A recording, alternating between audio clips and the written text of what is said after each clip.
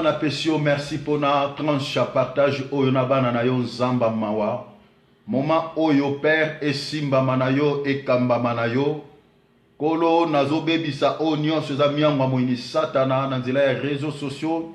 Nyonso ekoza l'obstacle pour l'émission, nyonso ekoza la perturbation et bebisama dans le nom puissant du Seigneur Jésus-Christ. Père, brise mon orgueil. Père, brise ma langue. Père, sanctifie tout mon être, corps, âme, esprit. Père, ezala sanctifié, afin que maloba o ezala vie pour na banana yo. Kolo maela bon moto nanga ekufa, mais maela bon zambe, maela molimo santu, yangonde sala, dans le nom du Seigneur Jésus.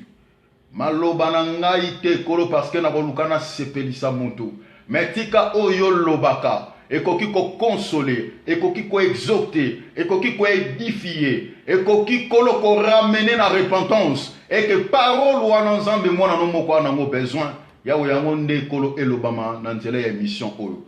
Au nom de Jésus-Christ, na pesio merci Père. Kambam instanso dans le nom de Jésus-Christ. Amen. Kolo Yesu Masia a pambola bino nyonso bozolanda biso na nzela ya émission na biso tosalaka lokola bomesano chaque dimanche par la grâce de Dieu. Donc tozo meka mwa mukie ko partager encore la parole de Dieu avec vous, avec la petite connaissance o nzambe apesi biso poto kabla mwa liloba mukie na bino toyaga awa kotalisa batute ke biso to yebi. Mais tu as repensé la pensée du Seigneur. Bible Zoloba, heureux serviteur qui donne la nourriture au temps convenable. Et c'est mon amosali oyo yanzambe apesa kabilei na tango ekoki. Donc toza awa poto pesa bilei na tango ekoki. Bilei na tango ekoki tolobaka tango nyonso ke, c'est-à-dire au moment opportun. Moment où ezo senga ke liloba na nzambe eteyama, moment oyo ezo senga liloba epesama, c'est-à-dire na temps au besoin ezo senga.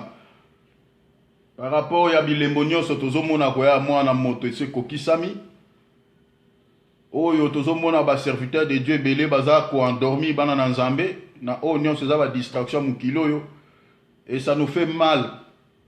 Zamba sunga. Tolobara awa pepo na ba faute tolobara pona oya nzambe bible lobi mes brebis attendront ma voix et me suivre. Donc oya nzambe nde ba koyoka mungongo nde bango balandaka ba o bazo résister donc o to benga na tolobara bantaba parce que ntaba kokota lola te wa kokota lola les a meme brebis, les brebis du Seigneur meme mentaba zalaka têtu donc tozo bende na singa azo piquer même pona bolamu na ye. Ozo memo ke laisse matiti mazo piquer. C'est ça ntaba. Donc tozana kata bonzambe tona bantaba na ba meme. Donc tolobara pona ba meme tolobara pona bantaba ti. Donc yango tozo beta sete tozo loba au vrai serviteur de Dieu au bazwa appel ko ute pa ya nzambe. Tozo rosenga na bino vraiment bo mizongi saka. Bo te raté. Moko tika esika na mutu mususa te ya yozwa na mwa tango luga nzambe oyeba si tu es toujours dans la volonté de Dieu ou pas.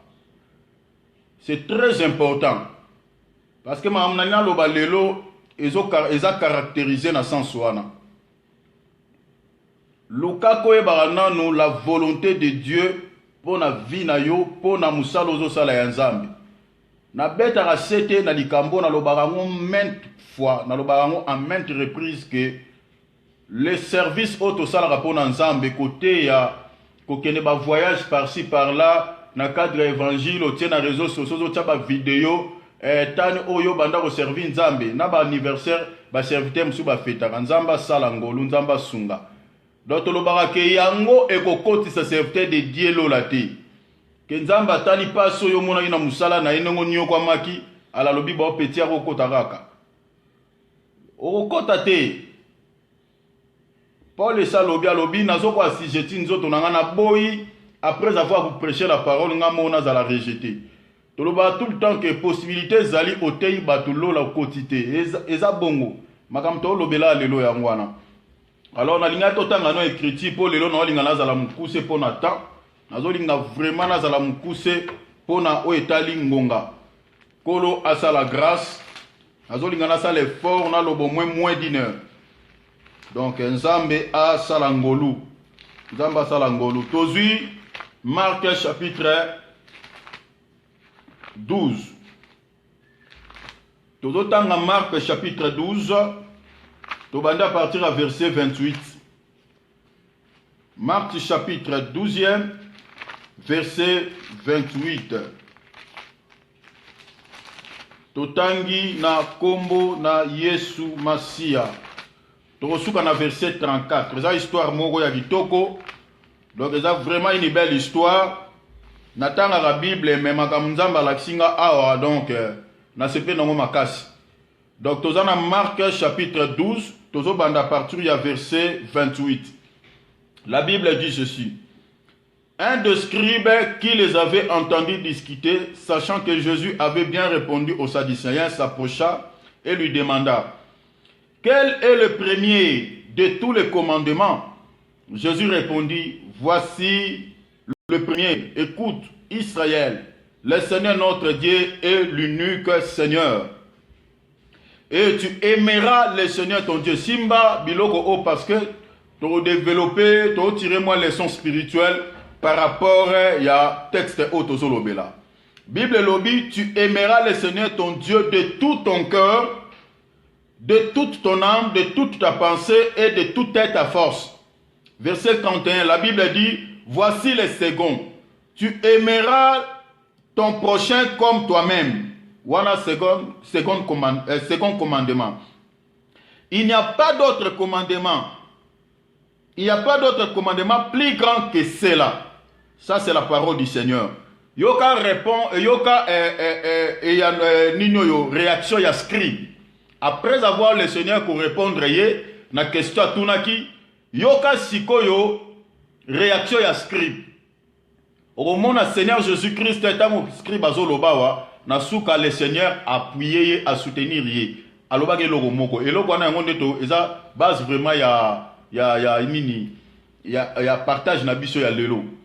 Alors, scribe lui dit: bien maître, tu as dit avec vérité que Dieu est unique et qu'il n'y en a point d'autre que lui, et qu'il aime de tout son cœur, de toute sa pensée, de toute son âme et de toute sa force.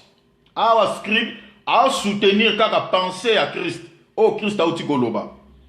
Et abaki siboui. Alobi, et aimer son prochain comme soi-même.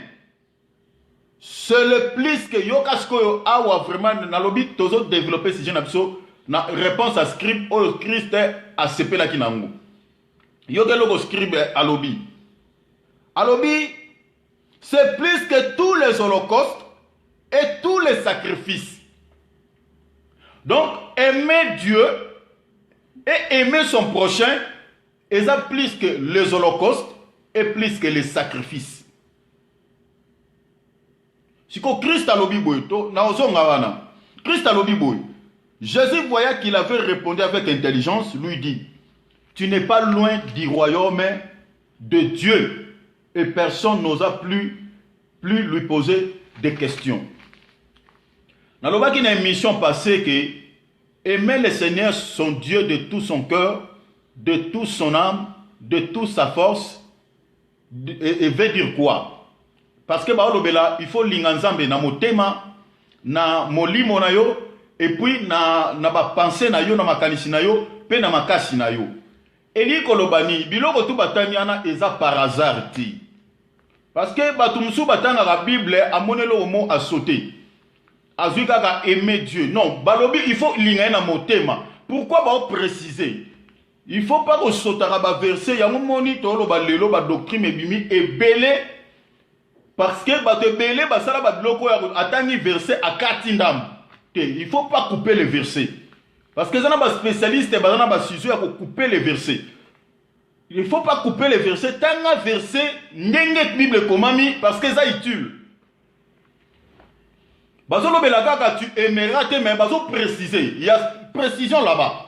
Balobi il faut linga na motema. Pourquoi balobi il faut linga nzambe na motema? Place to vandi yangwana. Kokende te na balobi kaka linga nzambe te. Pourquoi balobela motema? Pourquoi balobela âme?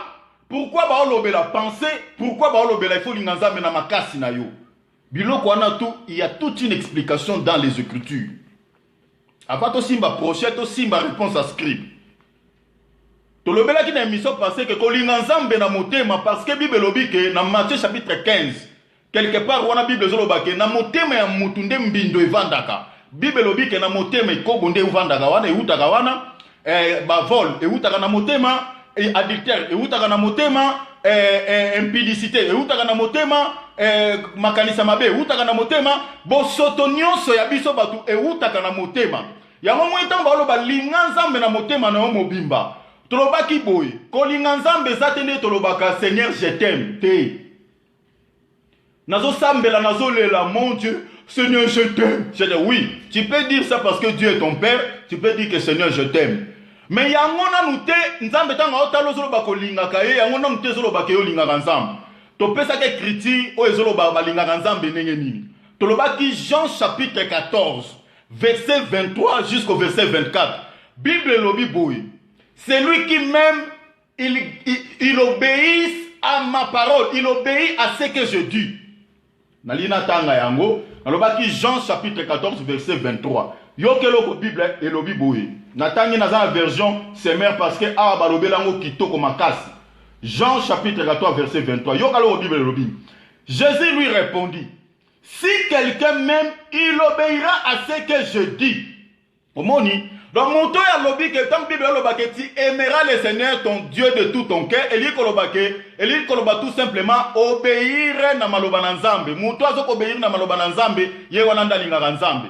Atana munorobo alobi na nzambe te que Seigneur je t'aime. Mais puisqu'il obéit à la parole de Dieu, nzambe tanga otala lobi te, moi non alinga nga atazo s'exprimer te. C'est ça aimer Dieu. Alors, mutu oyo azoko obéir na parole de Dieu, azoko mettre en pratique. C'est ça aimer Dieu de tout son cœur. Donc c'est-à-dire ekobo basalite masumu nyonso evandaka na motema. Loko la Bible ezoloba ke fouiller l'impudicité. Impudicité na kata mwana nzambe ana eko ozala te. Parce que Bible lobi, il faut fuir l'impudicité. Donc mwana nzambe ana akoki ko boma muninga na yete parce que Bible lobi ke batu nyonso ba mécrier bazalaka na vie éternalité. Donc muto azoko mettre la parole de Dieu en pratique. Tu aimeras le Seigneur ton Dieu de tout ton cœur. Donc, na motema na yo masumu ezwamate, impudicité zwamate, kobome zwamate, jalousie zwamate, koyine zwamate. C'est ça aimer Dieu de tout son cœur. Tolobaki boui, âme na cœur ezala eloro moko. Selon le livre ya Hébreux chapitre 4 verset 12. Âme na cœur ezala kaka eloko moko. Et puis dans la Bible, de toute sa pensée, et ça la kati ya motema. Motema tant que l'on motema, ça te cœur ou écoulara sang, cœur ou doit na on en soto d'été. Cœur ou an ezalaka cœur esprit, donc c'est l'âme. Ezalaka âme. Alors, donc ezali que na kati ya motema ya moto, donc c'est-à-dire ba pensée ou ta na kati ya cœur, na pèse écriture Hébreux chapitre 4 verset 12. Donc na kati ya âme na mutunde bisika ba penser même ya mabe e utaka. Donc toi tu aimeras le Seigneur ton Dieu de tout ton cœur et li kolobake na kati ya âme na yo na kati ya ba penser na yo. Donc yo il faut olinga nzambe, c'est-à-dire il faut vivre la vie à sanctification, la vie à pureté, la vie à crainte de nom du Seigneur. C'est ça ce que la Bible veut dire. Et on que la Bible s'interprète par elle-même. Donc ok no kozwate ke na linga nzambe nenge to lobaka na ba chéri na biso, nenge to lobaka na bana na biso na ba parents na biso, ma fille je t'aime, mon père je t'aime beaucoup, mon papa, ma maman je t'aime beaucoup te. Et même nzambe kolinga nzambe za différent na ba parole wana. Kolinga nzambe zali mettre sa parole en pratique, c'est ça aimer Dieu. Alors, Bible lobi de toute sa force, to lobaki boy na osala moi résumé muke pona bandeko balanda ki te na émission passée. Aimer Dieu de toute sa force. Eli koloba nini. Pourquoi ba lobe la force? Sorotangi na Luc chapitre 13 verset 24, Bible lobi, efforcez-vous d'entrer par la porte étroite, car beaucoup chercheront à entrer et ne le pourront pas. Alors, mutu oyo alinga kanzambe a fourni sa effort pour akota na porte étroite. Porte étroite c'est nini? Porte étroite ezali Bible lobi na Matthieu 13, Matthieu 7 et 13, Bible zolo bakeza chemin ya vie. Chemin à vie. Or que le chemin et la vie, ils allaient à Jésus. Bible dit, je suis le chemin, la vérité et la vie. Donc Jésus-Christ, c'est lui le chemin. Donc tu vas ouvrir la porte et toi, tu es en Jésus-Christ. Parce qu'il n'aime pas la vie. Mais si tu as dit, chemin, ils ont facilité, ils ont resserré, ils ont étroit. Donc Bible dit, beaucoup chercheront à entrer et ne le pourront pas. Pourquoi? Parce que ils ont mouké, ils ont kakaming, ils ont passé. Si tu as la kaka, il y a chemin étroite. Difficulté à côté de chemin, il y a nini. Difficulté à côté de chemin, n'a rien d'autre que la tribulation, la épreuve, oh, toko subir, tozo subir, pendant que tozo marcher na Christ, pour na okoko ta lola. Yango mona na Acte 14 quelque part, na verset 24 ou 26, Paul azolo ba que c'est par beaucoup de tribulations qu'il nous faut entrer dans le royaume des cieux. Donc il faut passer dans les épreuves. Chrétiens ou les cas dans les épreuves, si elle les a raté pour na yé, si elle les a athées. Si elle est athée, parce que foi non ils a approuvé te okota nengeni yo foi non les gars na moto te okota comment yo foi na yo les gars na moto te okota comment. Donc Bible lobi chaque enfant qui naît à Dieu doit être éprouvé, hein? Selon 1 Corinthiens 10 13. Donc il faut les gars na moto les gars na épreuve wana za nini et ko za la malade et koko zala ba attaque ba sorcier et koko zala ezaba na ba nenge belé na kata libalo ko sibir na ba bokilo na ba semeki oko bakoko yiba yo mbongo bakoko ko violer yo soko za mona mwasi to bakoko ko violer mwasi na yo. Donc ezam na ba nenge belé za bakoko permettre ngo juste pour à travailler seulement ta foi pour yo mériter koko ta lola. Ezana ba nenge belé ba musu bazo sibir ngo na ko boma boye. Na Bible to moni Jacques azala ki persécuté ba boma ki ba décapita ki na ba Palestine ba chrétien musu baza persécuté na ba pays islamique ba musu ba boma ba musu ba sala ba prison. Donc il y a plusieurs manières autres ko zala approuver to ko passer na ba épreuve. C'est ça la porte étroite. Alors ce qui montu akoki ba makambu wana te akoki ba épreuve te ye wana nde o alingi vie chrétienne ya facilité.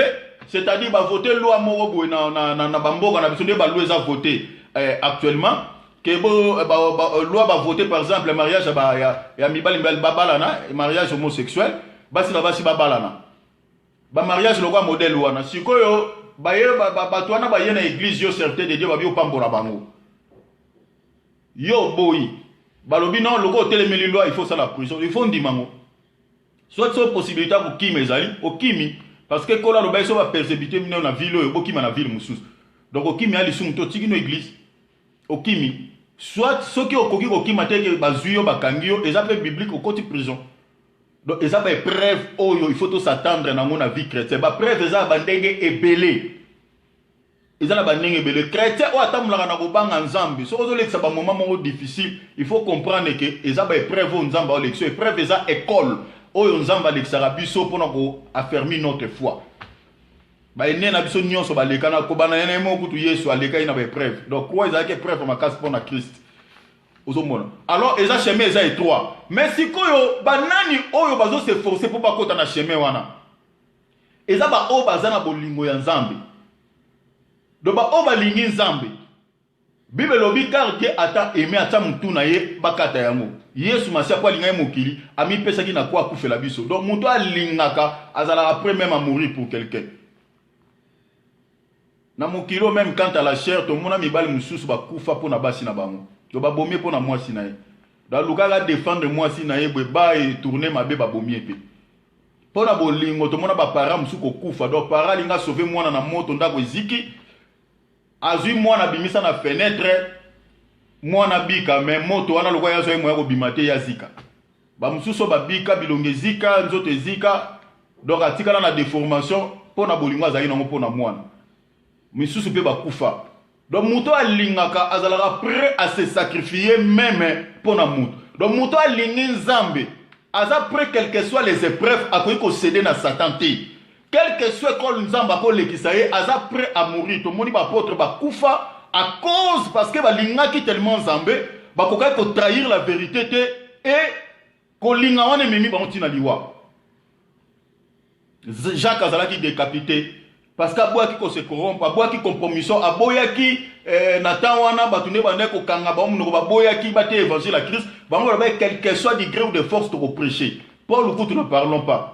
Prophétie venait balobi que Paul soit que Jérusalem ba obomo alobi je ne fais aucun cas de ma vie. Donc quel que soit pour la vie pour la mort, je suis prêt. Au moni dimension en wana olinga nzambe. Ezalo ba chrétien oyote moi preuve mkenzamba legisie beba deti mususu soit disant les églises protestantes. Oyo ba accepter ba so bénir ba mariage ba homosexuel. Ba wana ba lingi nzambe te. Donc ba koki porte étroite. Bango ba ken à large la porte spaciée. Bible lobi les chemins qui mènent à la perdition. Donc wana baza déjà égaré à côté. Donc, aimer Dieu de toute sa force, c'est ça chrétien, ou quelles que soient les épreuves, à ce qu'on fournit des efforts pour qu'il y ait hérité la vie éternelle. C'est ça, aimer Dieu de toute sa force. Il y a un moment où écriture, Jean-Baptiste Asolobake, le royaume est forcé, c'est les violents qui s'en emparent. Donc, Obama casse, Obama résister, Lenda, on est au quota.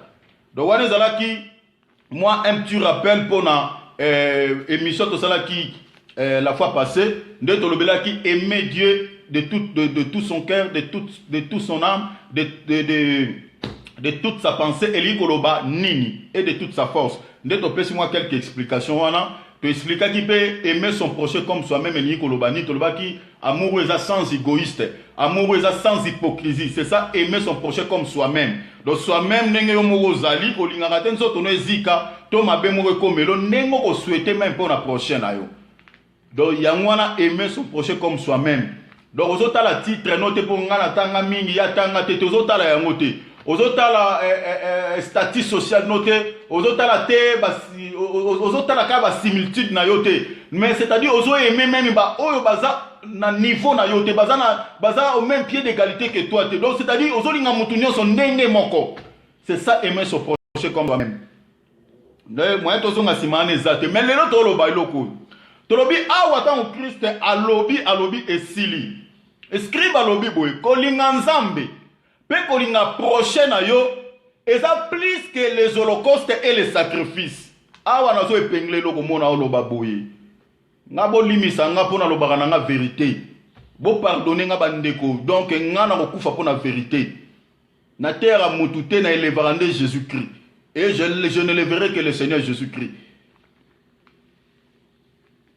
Donc, au traité non ngai ce qui n'est ni te bon à tout traité à tout l'opinion sur bon one etalio. Donc moi je fais la volonté du Père. Dans l'obi boé. Aimer Dieu et aimer son prochain. Scribe à l'obi que c'est plus que les sacrifices et les holocaustes. Bah sacrifice est belé auto ça la rapport en Nzambe. Celui to ça na bolingoté pour Nzambe. Et que tozo na zolo ba bolingo pour Nzambe, c'est-à-dire qu'obéir à sa parole. Ce qu'on a la bolingoté pour son prochain.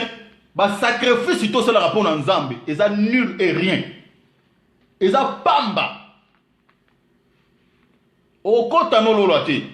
Parce que quand on scribe à comprendre et penser à Christ, Christ a dit si scribe balobi o amusika te pour côté royaume de cieux. Donc mutu o ya comprendre que l'inganzambe za la ranini, o ya comprendre aimer son projet za la ranini, mutu anande au côté lola. C'est là penser à Christ né Christ à répondre scribe. Donc, le sacrifice au sein de la Nzambe belé, au long au voyageur, aux Alaki na France au Tei, ba invité yo na Allemagne au côté, ba invité yo na ni, aux autres ça ba croisade à mine, nos ana église à 5000 membres, 10 000 membres. Yango tezo loba ke yo no servi Nzambe bongo au côté lola. C'est pas surprise des alamakas le jour d'enlèvement. Kolinga Nzambe n'est rien d'autre que faire la volonté de Dieu. Ah on a openglé lo komoko, na ko tsango ta on a tsango pe sous-thème. Aimer Dieu consiste à faire sa volonté. Donc, mon temps, ça va sacrifice pour Nzambe. En dehors de sa volonté, Moussala to sala pour Nzambe. Pamba. Pamba. Je le dis devant le Seigneur, je dis au nom de Jésus. Sacrifice au bagène au côté 30, 21, 40. Yo, attends l'équipe Christ au bêtis 100. Ne to mon maman mon rabeta ba 100. Ba sacrifice to sala. Pamba. Servir Dieu en dehors de sa volonté au côté à l'olate. musala to salaki eza ya pamba. Faire la volonté de Dieu, yango to loba ezaka kolinga nzambe. Faire la volonté de Dieu veut dire quoi? C'est-à-dire mettre la parole de Dieu en pratique. Ozo sala oye kokani na liloba na nzambe. Ozo sala oyo nyonso ba apôtre ba enseignant ki biso, parce que les apôtres et les prophètes de l'agneau, ils ont fait que la volonté de Dieu. Bangonde bato batikeli biso tous ces enseignements o lelo tozo teya. Alors ceux qui yozo teya un enseignement, ozo pesa un enseignement. Oyo eza enseignement bapôtre bapesa kite, ozo sala o eza quelque chose en dehors de la volonté de Dieu. Donc pour na yo récompense zate ciel et zate. Parce que tu as servi Dieu en dehors de sa volonté. Nazo pesa écriture boloba tam susu ozo lobeza na écriture te. Nazo pesa écriture. Yoka volonté ensemble place ça na pesi hébreu. Nazo écriture à Hébreu chapitre 10. Tozo tanga à partir ya verset 7. Yoko mona volonté ensemble. Mutali boso o ayaki ko sala volonté ensemble na mukilo ezalaki nani. Prenons Nazo Hébreu chapitre 10 à partir à verset 7. Tozo tanga yokelo écriture elobi. Alors je dis, voici je viens. Dans les rouleaux du livre, il est question de moi. Pour faire, oh Dieu, ta volonté. Hollande, il y a un moment où la Bible, il faut sa pesanture. Il faut sa pesanture. On comprend le loni balobi awa. Moutazo loba awa. Apôtre Paul a parlé aux Hébreux et a parlé au sujet de notre Seigneur et Sauveur Jésus-Christ. Alobi boy. J'ai dit voici je viens. Voici je viens et à Jésus-Christ. Dans les rouleaux du livre dont il est question de moi, il y a un Matthieu 24, 44. Rouleau du livre, la loi de Moïse, les prophètes et les psaumes. On appelle cette écriture Luc chapitre 24, verset 44. Au moment où on a eu ses disciples, à l'obi, c'est ça ce que je vous disais lorsque j'étais encore avec vous. Il fallait que s'accomplisse tout ce qui est écrit de moi dans la loi de Moïse, dans le prophète et dans le psaume. C'est ça le rouleau du livre. Parce que Nathan a utilisé le rouleau. Et ça qui Bible n'est pas en mobilité. Donc rouleau wana nyonso yango baneko za qui Bible pour na bango Nathan wana. Alors rouleau wana Bible obi ke nyonso lobama na loi ya Moïse, na prophète pe na psaume. Na kata rouleau wana nyonso na mobimba nango e baneko lobelaka mutu moko e baneko lobela Jésus-Christ. Yango moni ana Hébreu 17 ba lobela. La nanga bien parce que nous avons parlé sur la volonté de Dieu, faire la volonté de Dieu, servir Dieu dans sa volonté et servir Dieu en dehors de sa volonté. Nous aussi batlo qu'on a mis balé. Alors servir Dieu selon sa volonté, ezali commettre la parole de Dieu en pratique. Copé ça l'enseignement oyo ba apôtre batike la biso. Parce que les apôtres ils n'ont fait que la volonté de Dieu. Selon Matthieu chapitre 28 verset 19, Christ a fait ce enseignement à l'obi. Allez faites de toutes les nations des disciples. Enseignez-leur tout ce que je vous ai prescrit. Moussala mobimba apôtre basala ki angwana. Ba ki ko former ba disciple na mayele na bangote. Ba former ki ba disciple na ba pensée na bangote. Ba ya ki ko former ba disciple na ba enseignement. Oyo bazwa ke pa ya Christ. Alors ba enseignement wana yango pe batike la biso. Selon Ephésiens chapitre 2 verset 20 Bible lobi tous a battu sur l'enseignement des apôtres et des prophètes. Le serviteur de Dieu, où il a coupé sa pensée, où il a expliqué autre chose que les enseignements que les apôtres nous ont légués. Moutouana a servi Dieu en dehors de sa volonté. Donc pour nous, Moutouana récompense, il a été sali zati. Parce que tous les rouleaux, donc rouleau na mubimbanango, kozwa loi ya Moïse, les prophètes, les psaumes, na oyo ba apôtre batikeli biso elobela kaka Christ Jésus-Christ. Yesu Masia. Yango moni a balobi kalobi je viens dans le rouleau du livre, il est question de moi pour faire oh Dieu ta volonté. Volonté ngonini makambo eza na rouleau. O elobama ki pona ye, ba Esaïe baloba ki pona ye, ba prophète baloba ki pona ye. Nyonso o baloba ki na tina na ye na rouleau, yango Jésus-Christ a ki ko accomplir.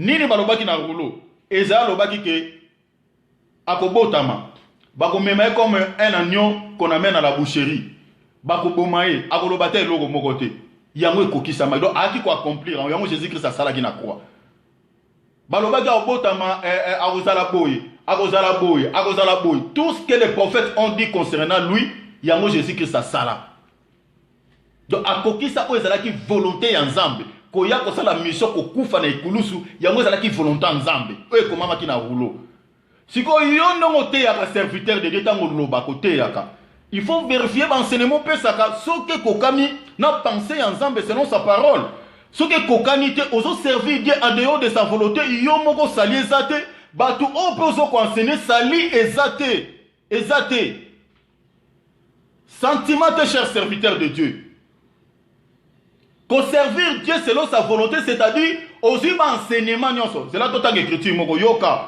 Christ azo parler et pas à pharisien à ce qui concerne sa doctrine. Tozu écriture il y a Jean chapitre 7 verset 15. Yo que la Bible est là. Nous avons parlé aimer Dieu consiste à faire sa volonté.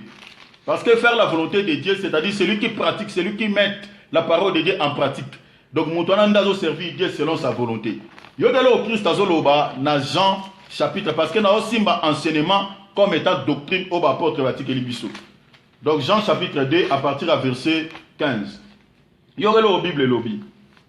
Natangi na kombo na Yesu Masia. Voilà. Jean chapitre 7 pardon verset 15. Jean chapitre 7 s'il vous plaît verset 15. La Bible dit ceci. Les Juifs s'étonnaient disant: comment connaît-il les Écritures? Lui qui n'a point étudié. Awa bato bakanisaka Jésus-Christ atangaki pour enseigner bato la parole de Dieu. Écriture yango, biso opesa ka écriture. Awa nde moi place to bukaka o nyonso eza ba théologie, eza mutu po a servir Nzambe fatanga na nous classe. Eza pasi. Yango to lo ba servir parce que y en a cadre à servir Dieu selon sa volonté. Est-ce que biloko wana o batu batie wana baba logique wana ezana écriture soutenaka yango pe ba école yango ebimisaka ba pasteur ebimisaka ba apôtre te aussi le temps na kati ya Bible to wana 5 ministères to na apôtre docteur prophète évangéliste tout ça siko kuna ba formaka kaka ba pasteur ba bimisaka pe ba apôtre na ba docteur o mtala confusion yango moni lelo tozana batu o ba benga matin na babuma mama na bango bazo te habiter ya te ya bazo te n'importe quoi et bazo ko égarer plusieurs personnes dans la voie du Seigneur parce que o benga matin o ko sala nde o tangi nde sali nde chik après bazu nzamba sunga nzamba sa la grâce je dis ces choses avec beaucoup de douleur dans le cœur. Jésus-Christ n'a pas étudié ils ont étonné même on a épinglé quelque chose. Jésus-Christ a tant à quitter pour appeler ça nyonso abane ko pesa même ba scribe ba pharisien ils ont léqué la bango parce que mutu poko ma scribe il faut tanga ils ont au moins 40 ans mais Christ a fait son enseignement ils ont léqué les autres dépassé entendement ya ba scribe ils ont léqué la mayele na bobo oh mais to yebi nga botami atanga ti mais o azoloba o azwa ngo wapi elegeli bango. Il y a au moins parmi les disciples au Christ Azwaki, à part Matthieu Lévi, Moutazalaki moi, Moutana aussi en fonction publique, donc Azalaki peut foutre ça impôt. À part Yogo, on a évité ce nom mais les restes, Bamonio Soana, Bazaki Batoumo Batangati. Selon Actes chapitre 4 quelque part, Pierre, Jacques, fils. Excusez-moi pour la moins interruption, oui, Salamaki.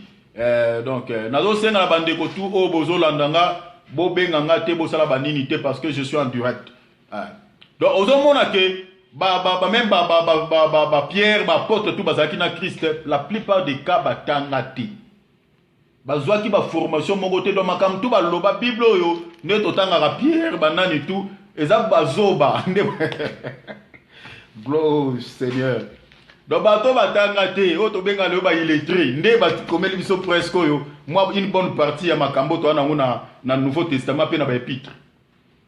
Ozo mona batanga te. Moi Matthieu moi muke mutu mona na net atanga parce que non ça na fonction publique azaki muta l'état. Mais le reste, wano Jésus-Christ azwa mingi bazaki na bango batu moko bayebi makabatanga te. Selon la Bible, na oloba selon la Bible. Voilà, Christ ye moko pendenge moko. Wana zaki moi parenthèse amuki. Mais yoga siko mutatanga te makambo oloba. Abiboy, nazana Jean chapitre 7 verset 15 à 17. Dans le verset 16, Jésus leur répondit, ma doctrine n'est pas de moi, mais de celui qui m'a envoyé. Si quelqu'un veut faire sa volonté, pour comprendre si quelqu'un veut faire sa volonté, sa volonté, pas ta volonté, sa volonté, la volonté de Dieu. Donc, si quelqu'un veut faire sa volonté, c'est-à-dire, la volonté en Zambé. Si quelqu'un veut faire sa volonté, alors, il connaîtra si ma doctrine est de Dieu ou si je parle de mon propre chef. Donc Christ a parlé de yamomoni na rouleau Bible lobi ke alobi na eko kokisa volonté ya papa ya makambo e komama na rouleau pona nga. Donc monique Christ même awa zo bisa ba scribe zo bisa ba juif alobi ke na yaki awa kosala ka volonté ya mutu moko. Abi doctrine mo bomoni na za nango. Na so ko accomplir que sa volonté. Et ce qui mutu o azolinga asa la volonté na ye ako comprendre doctrine nini nga na nango. Yango moni soki mutu asala ne volonté nzambe te a comprendre te même enseignement tout biso to pesaka makam tout te aka o lobake non parce que mutu ozo servir Dieu à dehors de sa volonté a comme anti vérité alinga ko yoka memba ningati yoka la zota mwata ya ko yoka vérifier buka non moi orgueil na yo biso tout to salaki na ngambo wana ezana ngo kala mingi te kolo a ramener biso lelo na enseignement o to zanango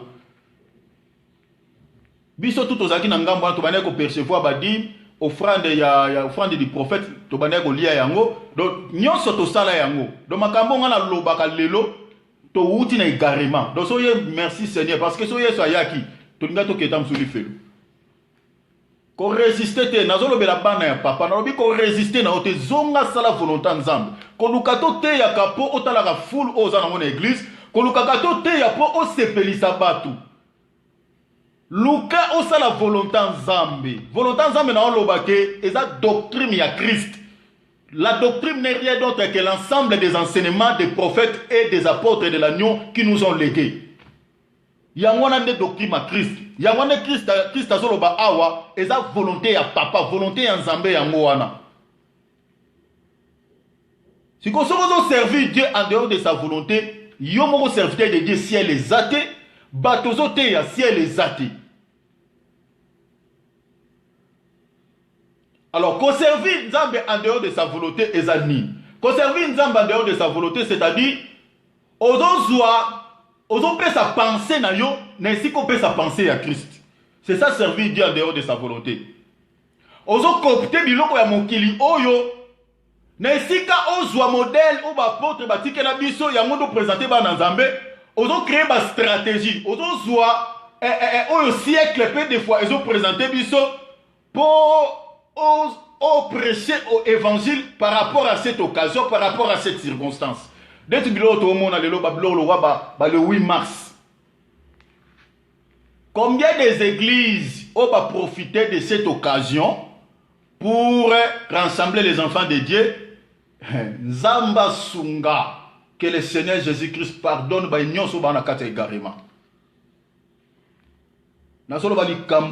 beaucoup de tristesse. Même pour ça, là.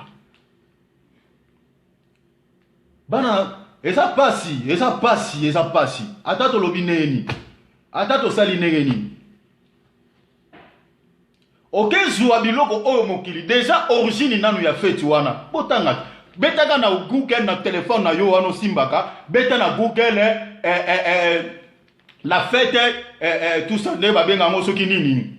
Fête ça va, femme le 8 mars, bête yango, donc fête des femmes, et aussi fête internationale des femmes, dont on a goye bango pété, parce que n'a pas posa na ngoti. Bête yango na Wikipédia, na Google, au monde a fait tuane bandi, quand au monde a nini o esalaki révolte à ma femme européenne, à ma femme américaine, na États-Unis. Bête yango, otala pourquoi ba se révoltaki. Tala yango, ezaki ba femme chrétienne païenne, basi ya mokili oyo. nde bazo réclamer bakoma au même pied d'égalité que l'homme. Si yo serviteur de Dieu, oyo ozolinga par rapport à cette occasion du 8 mars, au rassemblé bana nzambe pote yo loba keno ba mameza mukolo na bino mukolo nini, mukolo ya rébellion, o basi ba se rebelaki, bazo buka liloba na nzambe bakokana ndenge mona mobali bakoma au même pied d'égalité. Yo serviteur de Dieu ozelo kwa ndenge wana. Ozo servir Dieu en dehors de dans sa volonté ou en dehors de sa volonté. Émancipation wana. Et ça biblique ou anti-biblique?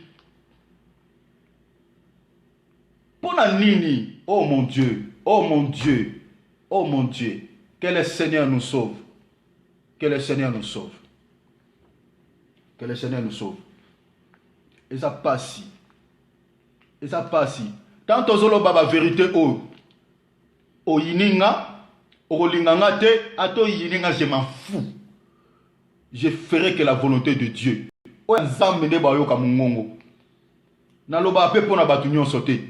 Et je parle pour la gloire du Seigneur. Ba salité o le lezo kota na église. Ezaloka na osolanda konanga moko. Alobi moi oyo to pesa mo kaka ba mama. Donc occasion ya 8 mars to pesa mo ba mama. Okopesi ba mama. Siko luka beta le 8 mars wana oyo ba nini oyo bimaki na kata le 8 mars oyo sala ke ba honorer mukolo wana et comme lelo fête des femmes. Beta titala yango. Oyo ba soki nzambe penser nzambe soki écrit to Bible zo soutenir eloko wana. Oh nzamba sunga. Beaucoup de chrétiens bakozala surpris le jour d'enlèvement. Ya on a zo loba servir Dieu en dehors de sa volonté. Okokota lola te. Le Seigneur Jésus-Christ dit ceci dans Matthieu 7. C'est aussi dans verset 21. Ah oui, ce n'est pas tous ceux qui disent Seigneur, Seigneur qui entreront dans le royaume des cieux. Mais c'est ceux qui font la volonté de mon Père. Oh, bah, ça la mokano papa. Oh, bah, ça la volonté en Zambé. Bah, oh, bah, ça la volonté en Zambé. Oh, bah, ça respecter les enseignements du Seigneur Jésus-Christ. Enseignement Christ a pesé na ba apôtre, a pesé na ba prophète. Oh, bah, apôtre, bah, tikeli biso. Bah, moi, n'ande, bah, ça la volonté en Zambé. Bino obozo so biloko ya siècle oyo. Bible lobi na mkanda Romains chapitre 12 verset 2. Ne vous conformez pas au siècle présent. Bible lobi nous vivons dans ce monde mais nous ne sommes pas de ce monde. Pourquoi tous ceux qui se conformer dans siècle oyo? Tous ceux qui biloko lokola ba le 8 mars. Tous ceux profiter de cette occasion pour te prêcher l'évangile, soit déjà tous ceux moi to pesi ba maman. Qu'est-ce moi o mo bimane na solana de konanga bi moi o mo bato piango ba maman. Lola zande kwa ekati na Yesu sika na bwaki ko kenene vraiment na mwani na tiki nzambe na ebika avec le temps nzamba osunga. Mais na oka qui passe na mutema. Maté ya déjà évangile. Et ça passe. Moi oyo bazobenga moi des femmes, et ça moi ya rébellion. Nzamba ta mutu na esika na ye. Lelo moi ça zo luka comme au même titre que mobali. Azo réclamer salaire, azo réclamer musala oui. Mais na kati wana ya ezana pilil o ezoleka na kati ya rébellion wana abomination wana pilil momba bakotisi wana basu sous prétexte que était moi ça ligne azo réclamer salaire azo réclamer musala ndenge mobala sala ka tout ça mais na kati anelo oni bakotisi balobi ke yona mobali bokokani bo ndenge moko est-ce que bibliquement c'est ça moi c'est na mobali bazan ndenge moko même morphologiquement pourquoi nzamba sala so différent. Morphologiquement, pourquoi nous sommes différents? Si nous sommes différents, il faut que nous soyons différents. Si nous sommes différents, mais nous sommes femmes, nous sommes moi aussi. Mais pourquoi nous sommes différents dans le niveau tout? Dans le nyonso, dans suki. Suki à moi, c'est nous sommes poussés à n'engue moroté. Mubali tolo na enzamba sala mo plat. Tolo moi c'est vimba. Na sexe, nous sommes différents. Ma pe cannabis ya mubali telema ya moi c'est kita. Pourquoi nous sommes différents même morphologiquement? Allez lelo bozwa siko bolo bakete moi ya moni ba mari pourquoi lelo toi divorce ça élevé à cause de babiloko le 8 mars moi ça lobi mentoza nenge moko yo konzanga te yo kambanga te moi je fais ce que je veux moi ça tient na boîte sans que ko senga nzela na mobali parce que bino tout bokomba chef mutazo ko ko isela mninga zate. Déjà, ce qui mboka, moko yazo kambazate, mokonza zate, poto koti, désordre koti. Voilà pourquoi le loto ya divorce est très élevé par rapport à bataille leki. Soit disant que pour moi, ça, c'est la heureuse, au même titre, va réclamer émancipation. Total, la somme, femme, on va heureuse. Total, la somme, va heureuse. Les lots, beaucoup de femmes vont divorcer. Les lots, commis celle, vont vivre en isolement, vont vivre joie exatée, vont heureusité. Mais, si bino, moi, balobi que bon, comme égal, comme kokani na mobali. Kasi bon, comme heureuse. Pourquoi vous avez divorcé? Pourquoi vous avez joie? Pourquoi vous avez heureusité? En dehors du Seigneur Jésus-Christ, il n'y a pas le bonheur. Il n'y a pas le bonheur. Moi, des femmes, beaucoup de chrétiens vont se mêler. Dans Internet, et les païens, oh mon Dieu, quand je vois des choses, j'ai envie de pleurer. Surprise que ça là. Jésus-Christ a dit dans Matthieu 7, 23. Plusieurs me diront, n'avons-nous pas prêché à ton nom? N'avons-nous pas prophétisé à ton nom? N'avons-nous pas fait ceci à ton nom? N'est-ce pas servir Nzambe wana? Bozo créer ma stratégie. Moi ya ba maman, biso pe to sali boy, eza ya bino. Si l'autre derrière c'est moi, et ça qu'un esprit à rébellion, ou ba femme se rebellaki à la parole de Dieu, ba comme au même pied d'égalité que l'homme, rébeller zawana esprit maléfique. Esprit, il y a contredit le bananzambe, et bien nous récupérer la chose, beaucoup nous sommes sanctifiés, beaucoup nous sommes nettement péto, beaucoup nous sommes nettement zambé. Abomination, repentez-vous, chers serviteurs de Dieu. Repentez-vous dans le nom de Jésus-Christ, avant que le Seigneur revienne. Sinon, yo moko tikala, batozo teos o mele na kata makana bako tikala.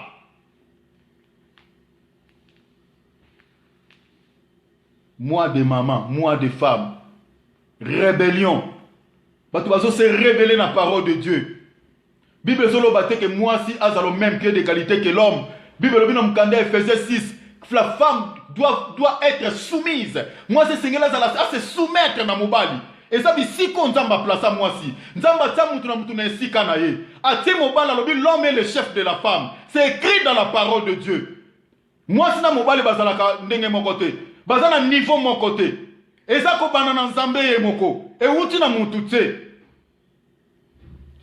si tel était le cas, pourquoi moi, c'est mon bal, qui bangon de mon côté, à quel qui bangon bala mon côté, à quel liboso mon bal à vivre. Après quelques temps, tu évites ce combien de temps. Mais Bible, après un temps, nous avons eu ça moi si. Azu et peu wap na mupanza mobile. Même na formule nzamba kela mobile. Na formule nzamba kela moi si. Ezala ndenge morote. Mobile ba opesa neni ya salami. Mais moi si ba olobaka bimi na mupanza mobile. Et Bible so bana moi ça zala soumise. Lelo bolongoli soumission wana bolbo memi moi si na rébellion. Combien de femmes bazo to samiba na bangote. Alobi biso nyonso tozalaka ndenge moko. Biso nyonso toza au même titre, toza na même pied d'égalité. Alobi moi si lelo akola tamabe, mobala zo expliquer alobi na ye mais yo ndongo lati ngana linga boite. Alobi o lingo lingate et moi talingate. Toza ndenge moko. Muta ko isela muninga zate. Moi ça ko kende na baboite, akokende abimi na ya ke asali o ya lingi akene na bara tepe ko mela. Sans casser la permission à mobile parce que biso tout en moko. L'émancipation de la femme. Et esprit oyo ko accompagner la chose. Yo chrétien, yo serviteur de Dieu. Ozuba nanza mo mele bango kat na yango. Si vous ne vous repentez pas, vous allez lokola bateau Christ azoloba. Ce jour-là vous allez dire Seigneur, j'ai fait beaucoup de sacrifices pour toi. J'ai créé des stratégies pour prêcher la bonne nouvelle. Na sangisa ki batu na sala ki boye. Kola koloba, je ne vous ai jamais connu. Je ne vous ai jamais connu. Beaucoup soutouka. Servir Dieu à dehors de sa volonté. Okoko dans l'olate. Ngate mtunazo loba. Na pese écrit dans le Matthieu chapitre 7 verset 21. Kola lobi tous ceux qui me disent Seigneur, Seigneur, n'hériteront point le royaume des cieux. Mais ceux qui font la volonté de mon Père, c'est écrit dans la parole. La volonté ensemble. Respecter la doctrine de Christ. Respecter les enseignements que les apôtres nous ont légués. La volonté ensemble. Se conformer à siècle oyote. La Bible est claire. Ne vous conformez pas au siècle présent. Nazotang écriture wana. Nazana 1 Jean. Nazana 1 Jean chapitre 2. Yokelo Bible lobby. N'aimez point le monde, ni les choses qui sont dans le monde, les choses qui sont dans ce monde. Parmi ces choses-là, il y a toutes ces fêtes-là. La fête à Halloween. On a moni, soit disant les chrétiens, nous sommes qui étaient martyrisés, les chrétiens à Tawana, alors makile sopana, quand on moni, tu vas savoir que descendre à Kila, net makile sopana, diabolique, satanique. Bon se repentir. Donc, il y a un secteur, le badlo, il faut penser en effet où tu n'arrives pas démon. L'apôtre va persécuter bango. Pourquoi dans la Bible est monité non, mukolo moko ba chrétien bazo célébrer jour moko ba persécuter qui ba apôtre makila ninge sopana qui tout le monde peut na Bible parce que Jacques Mutaliboso ko ba kata kingo parmi les apôtres. Pourquoi to monité ba apôtre à l'occasion de la persécution wana ba célébrer qui une fête. Quand Nathan a biso eloko za na Bible te trobité fête Halloween et ngabolobake eza martyr ba chrétien tout ça diabolique satanique. Ce pour se repentir, dans les derniers jours, le Seigneur, parole à la ramoko, je ne vous ai jamais connu. Conserver les embêtés au côté de l'eau, mais faire la volonté de Dieu, il y a un monde au péché vie éternelle. N'aimez point le monde, ni les choses qui sont dans le monde. Si quelqu'un aime le monde, l'amour du Père ne pointe à lui. Osons que la Bible est là. Mettre la parole de Dieu en pratique, obéir à ce que le Seigneur dit. C'est ça l'amour de Dieu. Alors, mutu oyo alinga nzambe te ozo linga mokili. Donc c'est-à-dire, ozo copter biloko mokili, ozo copter ba fête mokili. Ozo copter onion so mokili ozo présenter biso au côté même na bonzambe, na kati église soit disait comme sanctifié pour boire ba chrétien. Bible lobi ke bolinga nzambe na mutema no tikala ozalate. Bible lobi car tout ce qui est dans le monde, la convoitise de la chair n'est pas fait. C'est la chair. Mon limo est na fête le 8 mars. Atabo sanctifiango, atabo tangelango komba Yesu. C'est charnel, diabolique, satanique. Bon zambé zate. Bible mtelobi, tout ce qui est dans ce monde n'est rien d'autre que la convoitise de la chair. Tout le monde a internet, bato bazo lia bazo mela. Basi musu balati mabe. Musu kuna mwena internet, likola osombara maputa. Basi musu bakei ba maputa na boutique moko be bakangi bango. Soit disant ka po ba tongsa na bataire basala ba fetio. Tala basi musu na maputa ngo balati exposer nudité na bango nyonso libanda. Allez, bilo ba bongo bozui bo komisango ya bonzambe. Que le Seigneur nous sauve. La convoitise de la chair, la convoitise des yeux, l'orgueil de la vie ne vient point du Père. Biloko te uti na nzambe te, mais vient du monde. Te uti na mokili. Nzo kande Bible Christ azo sala prière sacerdotale azo loba boy. Abi papa na tiki bango na mokili mais baza ya mokilité. Biso to zala ka mokilité. Poto vivre selon le monde. Biloko to mokilo ezo uta na mokili. Biso to za ya mokilité. Bible lobi nous sommes les citoyens du ciel. To zala ka likolo. Bible dit affectionnez-vous aux choses d'en haut. Notre affection fait aux choses d'en haut. Les choses d'en haut sont quoi? Les choses d'en haut n'est rien d'autre que les enseignements des apôtres et des prophètes au bâti que la biseau. C'est ça les choses d'en haut. Maintenant, tous les biloko mukili oyo. Bible oyo ute panzambete. Do biso na mukili tokokani sali ezati. Yoka verset partout, verset 17. Bible dit, et le monde passe, et sa convoitise aussi. Mais Yoka, mais celui qui fait la volonté de Dieu demeure éternellement. Le bateau va vivre éternellement. Bateau vie éternelle et paix samedi bango, ce sont ceux qui font la volonté de Dieu. La Bible est claire. Yoka vivre dans la convoitise. Ozo copter ba fête à mukilo. Ozo copter ba biloko mukilo. Obi na Halloween et bimi, na ba païen, na ba nzambe soit. Oh Seigneur, oh Seigneur, oh mon Dieu. Pourquoi ka ba païengo makambo o esepelisaka nzoto bino na bango bokutana. Maintenant comme par exemple tozo lobela que non, tozo célébrer sur la sanctification. To célébrer le mot sanctification. To tamla so tuna kobanga nzambe. Côté na ba païen bazalaka te ba kimi. Ba kimi, pona kobanga nzambe ba kimi. mais makambo oyo ezosepelisa musuni bapayen baye balobi kete biso na bakretien na biso tout osangana. Bozomona confusion. Donc on a ba chrétien lelo ozoye bate ba chrétien to ba païen, Laodicée, ni chaud ni froid. Donc la lumière bazali na ténèbres peut tozomona bango. Confusion. Tant on vivre en septième église à Laodicée. Confusion. Donc ba païen ba na kata makambo wana, ba chrétien na kata makambo wana. La confusion totale. La convoitise. Les chrétiens vont vivre dans la nostalgie. Tellement ba kokate ko zongela o basala kina mokili, alors ba profiter na babilo lo ba feto. Donc mon occasion mo ate biso to be non lo la nzambe. Ba nostalgie mokili. Ya monde yo sala no vivre comme ça. Les nostalgies. Et ils font n'importe quoi. Ba feto ennemi rébellion, ça rébellion. Ba feto rébellion. Servir Dieu en dehors de sa volonté, vie éternelle et athée. C'est ça ce que nous avons lu. C'est clair. Vie éternelle et athée. Il y a un moment dans l'écriture, il y a Matthieu 7, 21, on ne va pas salir volonté, on ne va pas lola. Mais si on servir Dieu en dehors de sa volonté, il n'y a pas sali, cher serviteur de Dieu. Il n'y a pas sali, chrétien, il n'y a pas sali. Voilà pourquoi pour nous souki ça. Nazolo baboui. Ton lukato se peli sabatouté. Ton lukato se peli sabatouté. Serviteur de Dieu chrétien. Luka o se peli sans zambe. Luka o sala mokano na nzambe. Mokano na nzambe, Jésus-Christ na Matthieu 6. Habita bon de la boloba Seigneur, notre Père qui est aux cieux, que ton nom soit sanctifié, que ton règne vienne, que ta volonté. Luko e baga volonté nzambe. Volonté nzambe na ba dimension belé mais na fungola le mwa muke pona temps na aspect wana. Parce que même na kata prière, si vous bon de la en dehors de la volonté de Dieu, prière des ala non exaucée. Selon l'écriture, il y a un Jean quelque part. Donc prière année non exaucée. De la volonté de Dieu, c'est-à-dire mon toiseau bon en dehors de la volonté de Dieu, c'est-à-dire mon toiseau prier en dehors des promesses de Dieu.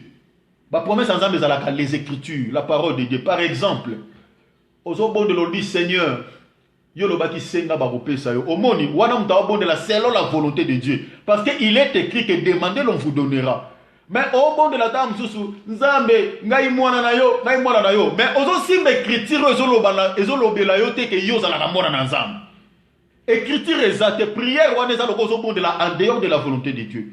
Il faut aller dans Nzambe que tu as dit, Seigneur, à tous ceux qui t'ont réussi, à ceux qui croient en ton nom, au peut pouvoir comme à banana. Donc, on a un no. Au moni, oso rappeler Nzambe. Il y a un moment où Moïse, quand Nzambe a frappé le peuple juif, Moïse a télémis à la brèche. Nzambe a siliki, alina boma Israël, a exterminé bango.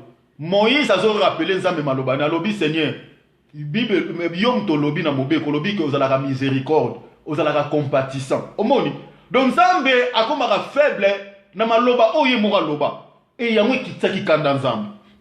Donc tant aussi Nzambe selon sa parole ne prière à exaucement, c'est ça prier selon la volonté de Dieu. Maintenant au bon de là en dehors des écritures. Donc ils ont prier en dehors de la volonté de Dieu. Voilà la Simon à moi aspect mouké parce que tu parler sur la volonté de Dieu. Donc vraiment que le Seigneur nous aide, chers chrétiens, ceux qui ont hérité le ciel. Cherchez à faire la volonté de Dieu, chers pasteurs, chers chrétiens. Servir Dieu dans sa volonté. Si vous servir Nzambe en dehors de sa volonté, vous avez créé une stratégie, vous avez créé un sacrifice aux sala. Il y a une occasion où vous avez Nzambe à côté de l'eau, à ça sali. Mon cher frère, détrompe-toi. Vous avez surpris dans les derniers jours. Au côté.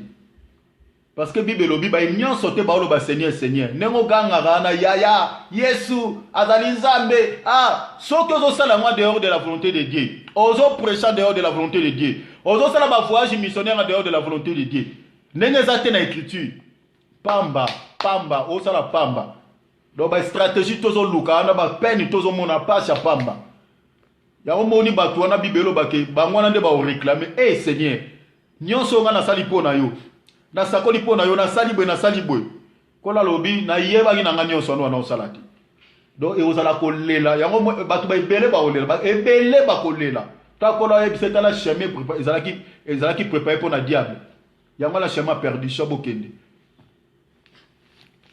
Que le Seigneur nous aide. Na komi na souka, ceux qui kolo ayete, tokoyeba souko kabla quelque chose à la prochaine tranche de notre partage, même le dimanche prochain. Vraiment que Dieu vous bénisse. Pour nous ça, na lingi to salama prière moukié après avoir koyembe l'ensemble moukié na lingi to bondela. Au nom du Seigneur Jésus, kolo asala biso grâce, kolo asunga biso. Eza pasi makasi, eza pasi makasi, eza li pasi. Que le Seigneur nous aide. Que le Seigneur nous aide. Merci Père éternel. Merci Jésus.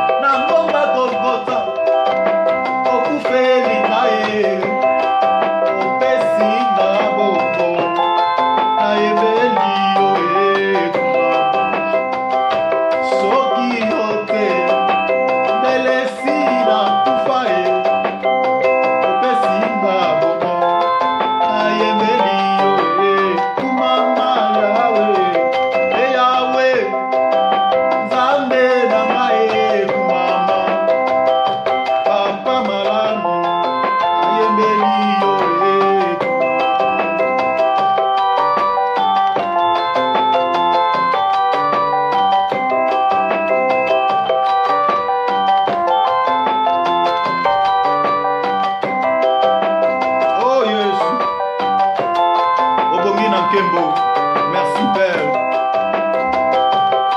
Merci Papa Malamu. Mama, Mama Yesu, Mama Yaya, Mama Elombe, Mama Shiloh, Mama Shiloh, Mama Shiloh, Mama Shiloh.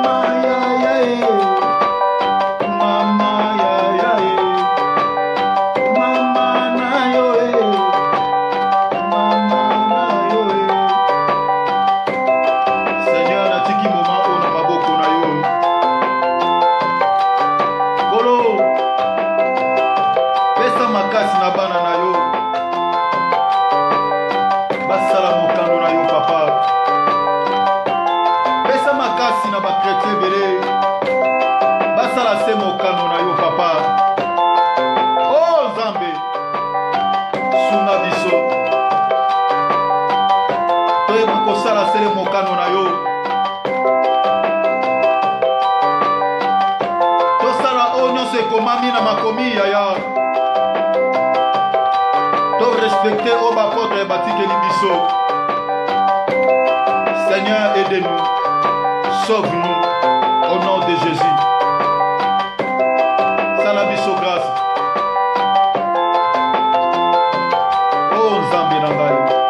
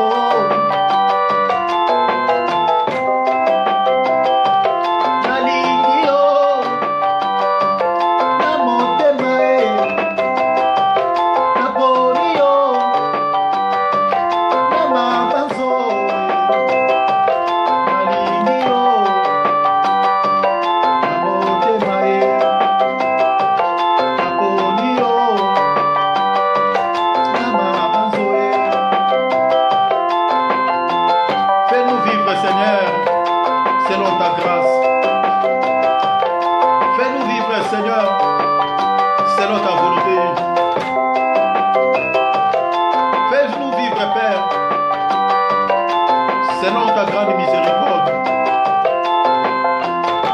Au nom de Jésus-Christ.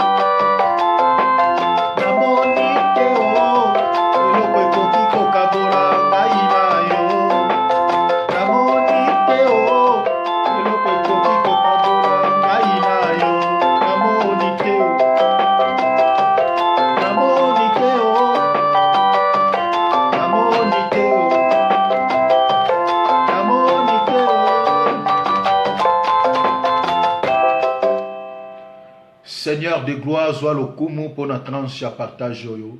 Bénir de konyon soit la ningai, na penepe na musika. Tika nzambe, oyeba kozong sa ba nyons baza égaré. Ba nyons o bazo servir en dehors de ta volonté que lo ramener bango na droit chemin. Zong sa bango na chemin étroit. Zong sa bango na enseignement na doctrine oyo tikela kibiso. Olobaki allez, faites de toutes les nations mes tes disciples. Enseignez-leur tout ce que je vous ai prescrit. Seigneur de gloire. Topé sa enseignement, maïla bo mototé, mais topé sa oyotike la kibiso dans zela ba apôtre. Au nom du Seigneur Jésus. Ramenez, Seigneur, ô toi à brebis, na chemin à sali, na chemin à vérité. Au nom de Jésus. Incrédulité nyonso, na mitema ya certains serviteurs, na mitema ya certains chrétiens, et ça l'a brisé au nom puissant de Jésus. Merci Père pour le moment où nous sommes ensemble. Tika ete kombo na dans les dons puissants de Jésus-Christ. Amen. Que le Seigneur vous bénisse.